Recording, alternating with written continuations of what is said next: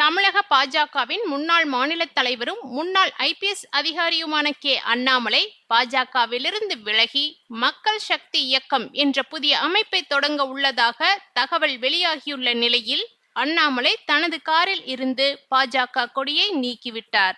அண்ணாமலையின் காரில் கொடி இல்லாதது அவரது பாஜக உறவு முறிந்துவிட்டதாக வதந்திகளுக்கு வலு சேர்த்தது. மேலும் செய்தியாளர்கள் இது குறித்து கேட்டபோது, தயவு செய்து பொறுத்திருங்கள், இன்னும் 2 நாட்களில் விரிவாக அமர்ந்து பேசுவோம் என்று அவர் சுருக்கமாக பதிலளித்தார். இந்த பதில் புதிய கட்சி தொடங்கும் செய்திகளை அவர் மறுக்கவில்லை என்பதை உறுதிப்படுத்தியது.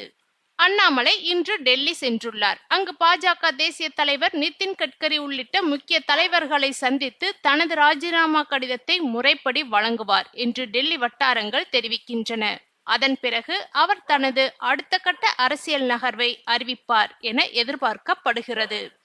பாஜகவுடன் அண்ணாமலைக்கு கடந்த சில மாதங்களாகவே கருத்து வேறுபாடு நிலவி வந்தது. குறிப்பாக அதிமுக உடனான கூட்டணி விவகாரத்தில் தேசிய தலைமையுடன் மோதல் ஏற்பட்டது.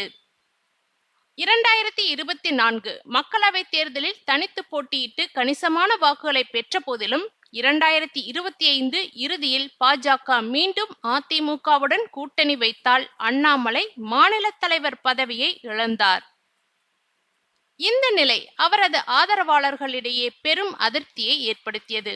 அண்ணாமலையின் ஆதரவாளர்கள் ஜூன் 4 அவரது பிறந்த நாளை முன்னிட்டு கோவை உள்ளிட்ட தமிழகத்தின் பல இடங்களில் அண்ணாமலை 2.0 மற்றும் எங்கள் தலைவனே வருக, வழி நடத்துக என்ற வாசகங்கள் அடங்கிய பிரம்மாண்ட போஸ்டர்களை ஒட்டியுள்ளனர். இது அவரது வரவிருக்கும் புதிய அரசியல் பயணத்திற்கான முன்னோடியாக பார்க்கப்படுகிறது. நம்பத்தகுந்த வட்டாரங்கள் தெரிவிக்கும் தகவலின்படி அண்ணாமலை முதற்கட்டமாக மக்கள் சக்தி இயக்கம் என்ற சமூக நல அமைப்பை தொடங்கி தமிழகம் முழுவதும் உள்ள இளைஞர்களை திரட்ட திட்டமிட்டுள்ளார். இதன் பின்னர் முழு அரசியல் கட்சியாக மாற்றப்படும் என கூறப்படுகிறது. முன்னாள் ஐபிஎஸ் அதிகாரியான அண்ணாமலை கொங்கு மண்டலத்தில் குறிப்பிடத்தக்க செல்வாக்கை பெற்றுள்ளார். திராவிட கட்சிகளுக்கு மாற்றாக ஒரு புதிய அரசியல் சக்தியை உருவாக்க அவர் முயற்சிப்பதாக அரசியல் பார்வையாளர்கள் கருதுகின்றனர். தமிழக அரசியலில் இளைஞர்கள் மத்தியில் அவருக்கு உள்ள ஆதரவு இந்த புதிய இயக்கத்திற்கு பெரும் பலமாக அமையும் என எதிர்பார்க்கப்படுகிறது.